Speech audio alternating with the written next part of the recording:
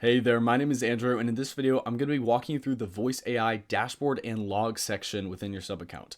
This is a really important screen that we can use to see all of our Voice AI calls, lots of important information, and it's really simple to navigate to, so let me show you how it works. Within your sub account, simply navigate to Settings at the bottom left-hand side, then navigate to Voice AI Agents. Then from here, we'll be navigated to our agent list, and then we can navigate to Dashboard and Logs in order to see our Voice AI dashboard. Now here is our dashboard and logs screen. This is where we can see a ton of really helpful information for our Voice AI agents. Right at the top, we can select between either seeing the data for all of our agents, or we can select specific agents to view here.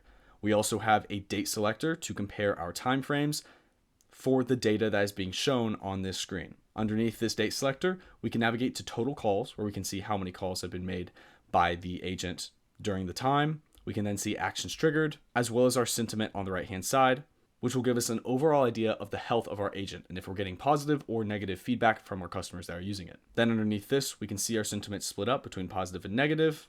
And depending on the screen that you're viewing, you'll have additional information beneath. For example, actions triggered will show which actions have been triggered from the Voice AI agents. For example, this one triggered an SMS to be sent.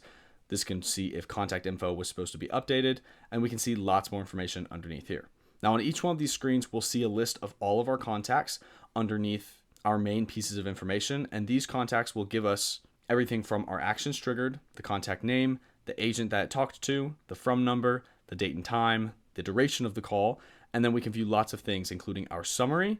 We can view a transcript, call recordings, and then we can give our agent feedback, either positive or negative, with our thumbs up or thumbs down. If you navigate to total calls or sentiment, this is the same table that you see beneath, so you can still access all of this information, just highlighting different pieces of specific data depending on which one you selected.